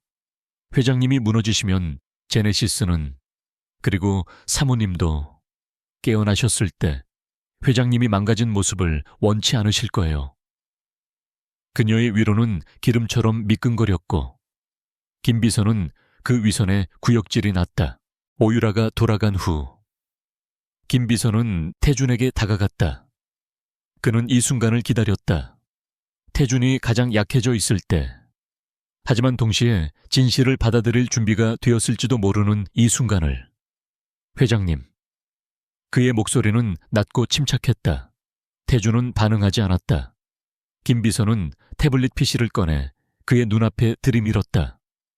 보셔야 할 것이 있습니다. 태주는 초점 없는 눈으로 화면을 바라보았다. 그것은 지난 몇 달간의 보안 기록 및 일정표였다. 회장님께서 사모님을 의심하게 되신 결정적인 계기 중 하나가 시그너스 호텔 주차장에서의 목격담이었습니다. 오유라 부사장이 지파이낸셜 미팅 중 우연히 목격했다고 보고했었죠. 태준의 눈동자가 아주 미세하게 움직였다. 김 비서는 화면을 넘겼다. 이상한 점을 발견했습니다. 오 부사장이 지파이낸셜과 미팅을 가진 것은 오후 4시였습니다. 하지만 그녀가 비서실을 통해 시그너스 호텔 지하 주차장에 그 시각 CCTV 영상을 요청한 것은 미팅 시간보다 3시간 전인 오후 1시였습니다. 태준의 굳어있던 얼굴 근육이 경련했다. 그녀는 우연히 본 것이 아니었습니다. 그녀는 이미 사모님의 차량이 그곳에 있다는 것을 알고 있었고 그것을 확인하기 위해 영상을 요청했습니다. 그리고 그 사실을 숨긴 채 회장님께는 마치 현장을 목격한 것처럼 보고했습니다. 김 비서의 말은 망치처럼 태준의 머리를 내리쳤다. 그가 굳게 믿었던 진실의 벽에 첫 번째 균열이 가는 순간이었다. 태준은 김 비서의 손에서 태블릿을 빼앗아 들었다. 그의 손이 떨리고 있었다. 이게 확실한가? 그의 목소리는 쇳소리처럼 갈라져 나왔다. 네, 교차 확인했습니다. 지파이낸셜의 김 이사 측과도 확인했습니다. 그날 미팅은 예정대로 진행됐지만 부사장은 미팅 내내 창밖을 주시하며 무언가를 기다리는 듯 했다고 합니다. 태준의 머릿속에서 마비되었던 톱니바퀴가 돌기 시작했다. 오유라가 거짓말을 했다. 왜 단지 자신의 의심을 증폭시키기 위해서 그렇다면 다른 것들은 그 사진들, 카페에서의 만남, 그리고 그 끔찍한 계좌 이체 내역서까지 그의 마비 상태가 깨지고 있었다. 절망적인 슬픔이 있던 자리에 차갑고도 무서운 분노가 천천히 차올랐다. 그것은 지수를 향한 분노가 아니었다. 그것은 자신을 완벽하게 기만한 자, 감히 자신의 눈을 가리고 이 모든 비극을 연출한 자에 대한 분노였다. 김 비서. 그가 입을 열었다. 그의 목소리는 예전의 냉철함을 되찾았지만 그 밑바닥에는 지옥의 한기가 서려 있었다. 지금 당장 제네시스 본사 70층 오퍼레이션 룸을 열어 30분 뒤에 도착한다. 김 비서는 숨을 삼켰다. 70층 오퍼레이션 룸은 M&A 전쟁이나 그룹의 존폐가 걸린 위기 상황에서만 가동되는 최고 사령부였다. 그곳은 오유라 부사장조차 접근 권한이 없는 태준의 가장 깊은 선격이었다. 알겠습니다, 회장님. 김 비서는 왕의 귀환을 직감했다. 태준은 자리에서 일어섰다. 그는 지수의 손을 가만히 내려다보았다. 링거 바늘이 꽂힌 창백한 손. 그는 그 손을 가볍게 쥐었다. 미안해, 지수야. 조금만 기다려. 내가 모든 것을 되돌려 놓을게. 그는 아내에게 속삭인 후 병실을 나섰다. 그의 걸음걸이에는 더 이상 절망이나 슬픔이 없었다. 오직 얼음 같은 목표의식만이 남아있었다. 30분 후 제네시스 홀딩스 70층 오퍼레이션 룸에 거대한 강철 문이 열렸다. 그곳은 수십 개의 모니터와 서버로 가득 찬 창문 하나 없는 거대한 벙커였다. 태준은 중앙 의자에 앉았다. 김 비서가 엄선한 오유라의 영향력에서 벗어나 있는 그룹 내 최고 엘리트들이 이미 대기하고 있었다. 사이버 보안팀장, 글로벌 감사팀장, 그리고 전직 국정원 출신으로 구성된 태준의 직속 정보팀이었다. 지금부터 내가 하는 말은 모두 1급 기밀이다. 외부 유출 시 여기 있는 모두가 내 손에 죽는다. 태준의 목소리가 방 안을 울렸다. 모두가 긴장된 얼굴로 그를 바라보았다. 오유라 부사장에 대한 전면 감사를 실시한다. 그녀의 모든 통신 기록, 금융거래, 지난 6개월간의 모든 동선을 분 단위로 재구성해 그의 명령은 빠르고 정확하게 떨어졌다. 사이버팀, 오유라가 고용한 것으로 추정되는 외부 해커나 흥신소를 찾아내 내 아내에게 갔던 모든 익명의 제보, 사진들, 그 출처를 밝혀내 감사팀, 스위스의 KM 메디컬 펀드라는 유령 회사를 추적해 자금의 출처와 최종 목적지 단 한 푼도 놓치지 마. 정보팀, 김민혁이라는 의사, 그리고 그 주변 인물들을 다시 조사해 오유라와의 접점을 찾아내 제국의 모든 자원이 한 사람을 향해 움직이기 시작했다. 태주는 거대한 스크린을 통해 실시간으로 쏟아지는 정보들을 지켜보았다. 그것은 M&A 전쟁보다 더 치밀하고 잔혹한 조사였다. 몇 시간이 채 지나지 않아 첫 번째 조각이 맞춰졌다. 사이버팀이 지수에게 사진을 보냈던 흥신소의 서버를 해킹했다. 그곳에서 원본 파일들이 발견되었다. 사진들은 오유라의 지시대로 교묘하게 편집된 것이었다. 원본 속에서 김민혁은 지수를 부축하는 것이 아니라 현기증으로 쓰러지려는 그녀를 걱정스럽게 살피고 있었다. 다정한 연인이 아니라 의사와 환자의 모습이었다. 두 번째 조각이 도착했다. 감사팀이 스위스 계좌의 실체를 밝혀냈다.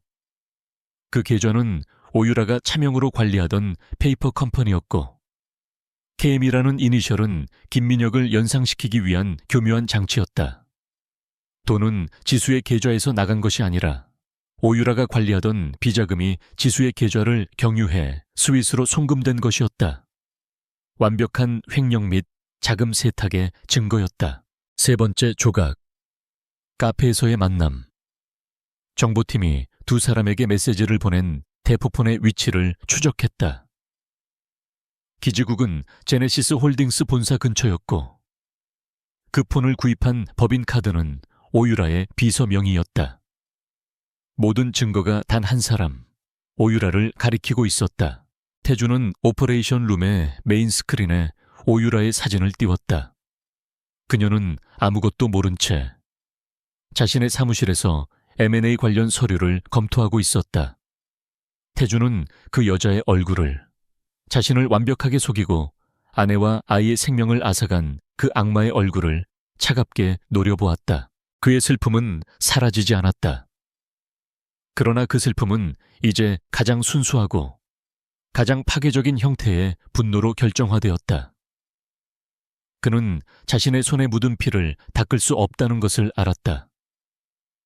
하지만 그는 그 피를 묻히게 만든 자에게 그 대가를 1000배, 10,000배로 돌려줄 준비가 되어 있었다. 차가운 진실이 그의 손에 들려 있었다. 제네시스 홀딩스 68층. 회장 집무실의 공기는 얼음장처럼 차가웠다.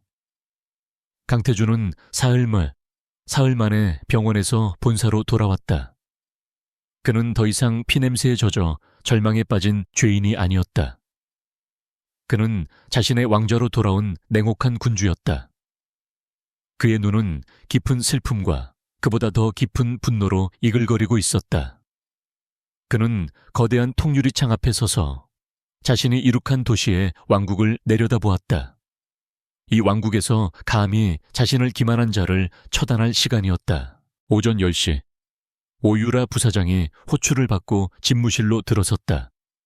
그녀의 걸음걸이는 자신감에 차 있었고 표정에는 강태준의 약한 모습을 위로하러 온 승리자의 여유마저 감돌았다. 한지수가 식물인간이 되고 아이가 죽은 지금 그녀는 자신이 이 제국의 실질적인 안주인이 되는 것은 시간 문제라고 확신했다. 그녀는 태준의 책상에 다가서며 가장 안타까운 목소리를 연기했다. 회장님, 부르셨다고 들었습니다. 몸은 좀 괜찮으십니까? 병원에서 연락이. 태준은 천천히 돌아섰다. 그의 얼굴에는 어떤 감정도 읽히지 않았다. 그것이 오유라를 처음으로 불안하게 만들었다. 그녀가 알던 자신에게 의지하던 남자의 모습이 아니었다. 오 부사장. 그가 입을 열었다. 목소리는 건조하고 낮았다. 선우 바이오 건 브리핑해. 그는 마치 아무 일도 없었다는 듯이 말했다.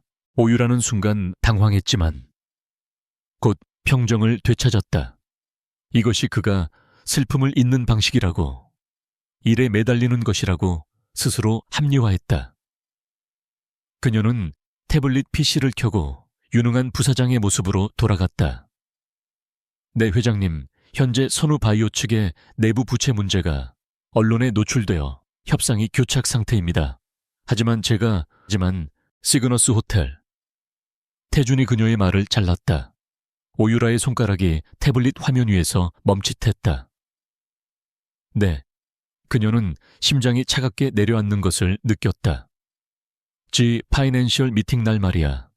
당신이 내 아내를 우연히 목격했다고 한 그날. 태준은 자신의 책상으로 걸어가 얇은 서류 한 장을 그녀 앞으로 밀었다.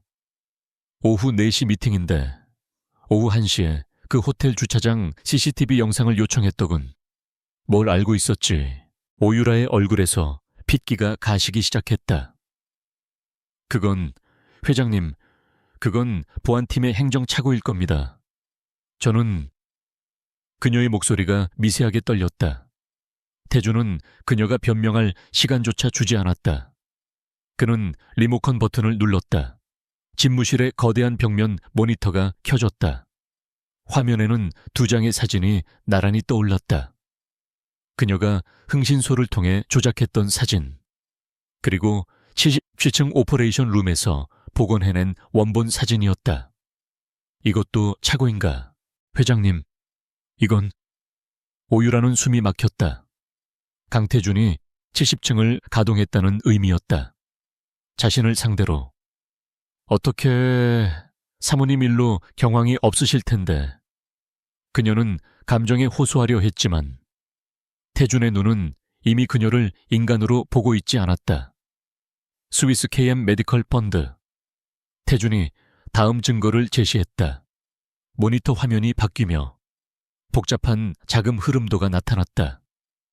내 비자금을 자네 차명 계좌로 옮기고 그걸 다시 내 아내 계좌를 경유시켜 스위스로 빼돌렸더군. 내 아내에게 횡령죄를 뒤집어 씌우고 내 돈까지 훔치려 했어. 모든 것이 드러났다. 오유라는 더 이상 변명할 수 없음을 깨달았다. 그녀는 태블릿을 든 손을 천천히 내렸다.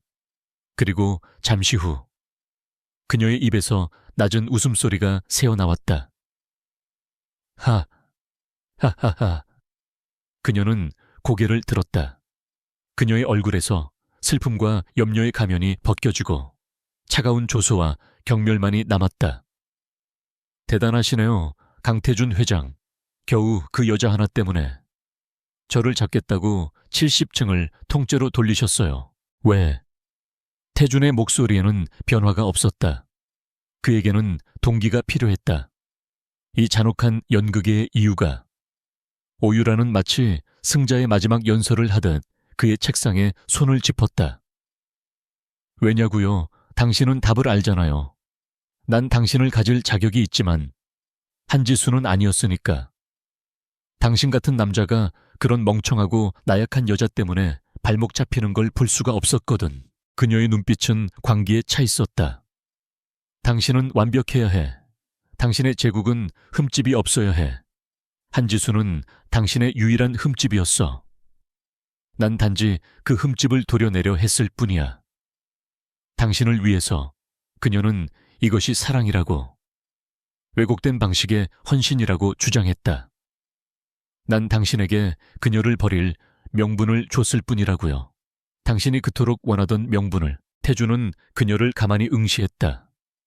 이 여자는 사랑을 말하고 있었지만 그의 눈에는 오직 권력에 대한 탐욕과 추악한 질투심만이 보였다. 그래서 내 아이까지 죽음으로 몰아넣었나. 그의 목소리가 지하실의 온도보다 더 차갑게 가라앉았다. 그 한마디에 오유라의 미소가 처음으로 굳었다. 하지만 그녀는 물러서지 않았다. 그건 내가 아니야. 그건 당신이 한 짓이지. 그녀가 소리쳤다. 당신의 그 통제 불가능한 분노가, 당신의 그 오만함이 당신 아이를 죽인 거야. 난 그냥 무대를 깔아줬을 뿐. 칼을 든 건 당신이었어.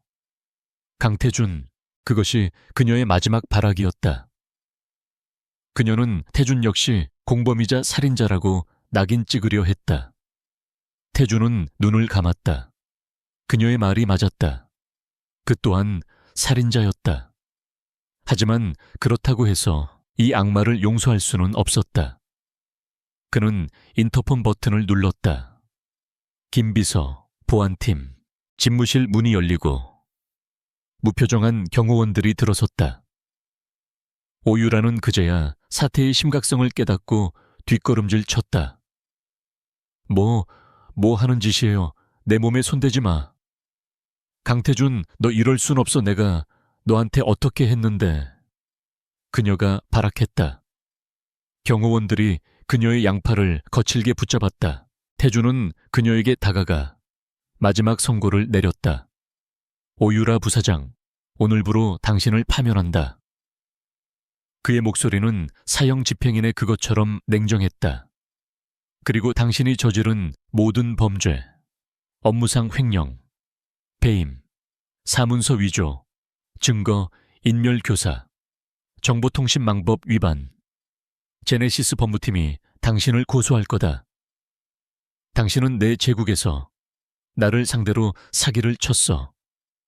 감옥에서 평생 네가 저지른 짓을 후회하게 될 거다. 안 돼. 놔, 강태준. 너도 똑같아. 이 살인자, 너도 나랑 같이 지옥에 가야 해. 그녀의 저주 섞인 비명이 복도 저편으로 사라졌다. 육중한 문이 닫히고 집무실에는 다시 완벽한 정적이 찾아왔다. 태준은 의자에 깊숙이 몸을 묻었다. 모든 것이 끝났다. 악마는 처단되었다. 하지만 그의 마음속에는 어떤 승리감도 안도감도 없었다. 오직 거대한 공허함만이 남았다. 그는 자신의 손으로 모든 것을 바로잡았지만 아내와 아이는 돌아오지 않았다. 그는 가장 처절한 승리를 거둔 가장 비참한 패배자였다. 바로 그때였다. 책상 위의 병원 직통 전화기가 날카롭게 울렸다. 태준은 심장이 멎는 듯한 기분으로 수화기를 들었다. 그의 손이 떨리고 있었다. 말해. 김 비서가 숨을 죽이고 그를 지켜보았다. 수화기 너머로 의사의 흥분된 목소리가 들려왔다. 회장님, 기적입니다. 사모님이 방금 깨어나셨습니다. 의식을... 태준의 눈이 커졌다. 지수가 아내가 깨어났다고 그의 얼어붙었던 심장이 다시 뛰기 시작했다. 절망의 잿더미 속에서 희미한 희망의 불씨가 타올랐다. 지금 당장 가겠어. 지수가... 하지만 의사의 다음 말이 그의 모든 희망을 산산조각 냈다. 회장님, 그런데 사모님께서 깨어나자마자 다른 사람은 찾지 않으시고 변호사를 불러달라고 하셨습니다. 태준의 표정이 그대로 굳어버렸다. 변호사. 네, 그리고 저희에게 이혼 서류를 준비해달라고 가능한 한 빨리 회장님을 뵙고 싶지 않다고 하셨습니다. 수화기가 그의 손에서 미끄러져 떨어졌다. 쿵 오유라를 향한 완벽한 복수도, 그녀의 파멸도 이 순간 아무런 의미가 없었다. 그는 진실을 되찾았지만 그 진실의 대가는 너무나도 컸다. 그의 아내는 돌아왔지만 그녀는 그에게 용서가 아닌 가장 차가운 법에 심판을 내리려 하고 있었다. 강태준은 지옥의 냄새가 배어있는 차를 몰아 병원으로 질주했다. 오유라의 파멸도, 되찾은 진실도 이 순간 아무런 의미가 없었다. 지수가 깨어났다. 그 하나만으로도 그의 얼어붙었던 심장이 다시 뛸 이유가 되었다. 그는 그녀에게 모든 것을 고백하고 무릎 꿇고 그의 남은 평생을 바쳐 속죄할 준비가 되어 있었다. 그는 그녀가 자신을 증오하고 저주할지라도 그녀의 목소리를 다시 듣고 싶었다. 중환자실에서 일반 VIP 병실로 막 옮겨진 그녀의 방문 앞, 김 비서가 그를 막아섰다. 그의 표정은 회복 소식을 전하기에는 너무나도 어두웠다. 회장님, 문은 굳게 닫혀 있었다. 문 앞에는 병원 보안 요원과 태준이 한 번도 본 적 없는 날카로운 인상의 변호사가 서 있었다. 지수야, 나 왔어. 태준이 문을 향해 외치며 다가갔다. 변호사가 즉시 그의 앞을 가로막았다. 강태준 회장님, 제 의뢰인 한지수 씨는 현재 회장님과의 모든 면회를 거부하고 있습니다. 그 목소리는 기계처럼 감정이 없었다. 태준의 심장이 차갑게 식었다. 비켜, 내 아내야. 내가 직접 더 이상 회장님의 아내가 아닙니다. 변호사가 서류 봉투를 내밀었다. 그 안에는 이혼 합의서가 들어있었다. 지수의 서명란에는 피보다 더 붉은 잉크로 그녀의 이름 한지수가 이미 적혀 있었다. 의뢰인께서는 가능한 한 빨리 이혼 절차를 마무리해 주시길 원하십니다. 태준은 서류를 받아 들지도 못하고 망연자실하게 서 있었다. 아니야. 내가 설명해야 해. 모든 게 오해였어. 오유라가, 그 여자가 우릴 속인 거야. 그가 절박하게 외쳤다. 변호사는 안경을 고쳤으며 냉정하게 대답했다. 의뢰인께서는 모든 진실을 전달받으셨습니다. 오유라 부사장의 범죄 사실 또한 인지하고 계십니다. 하지만 그 사실이 회장님께서 의뢰인에게 가한 폭력과 감금, 그리고 태아 사망의 책임을 면제해 주지는 못합니다. 태아 사망. 법률 용어로 정의된 그의 죄가 비수처럼 날아와 박혔다. 그렇다. 오유라가 무대를 꾸몄을지언정 아내를 밀치고 아이를 죽인 것은 자신이었다.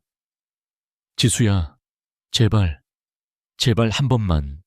내 목소리 들리잖아. 제발. 그가 문을 두드리려 할 때 안에서 약하지만 얼음처럼 차가운 목소리가 흘러나왔다.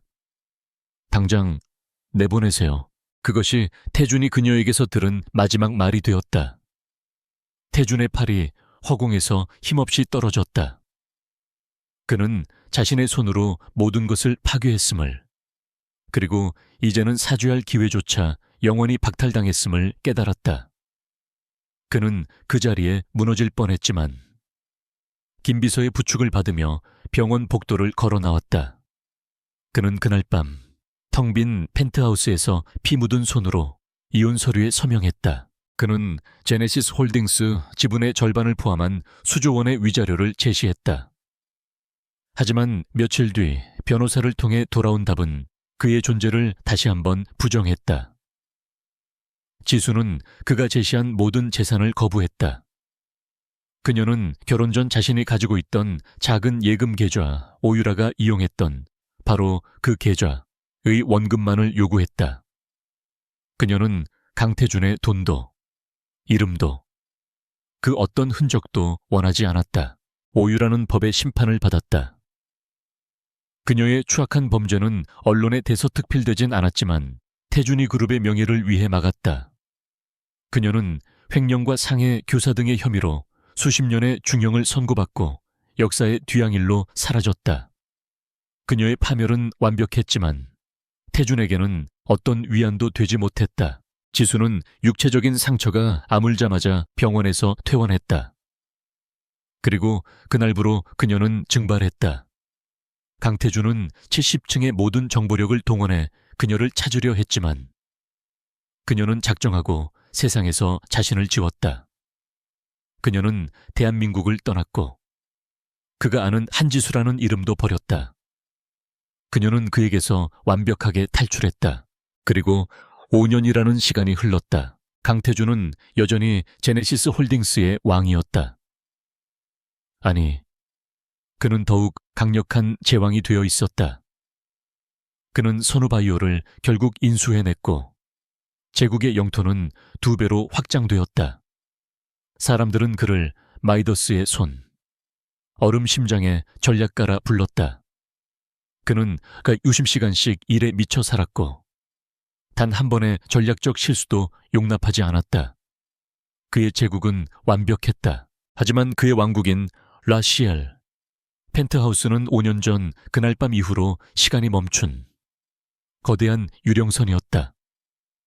그는 집무실에서 잠을 잤고 마스터룸은 먼지가 쌓인 채 굳게 닫혀 있었다. 그는 웃는 법을 잊었다. 어느 늦은 밤 또다시 수조 원짜리 계약을 성사시킨 태주는 텅 빈 집으로 돌아왔다. 그는 샤워 가운을 걸친 채 복도를 지나 한 방문 앞에 멈춰 섰다.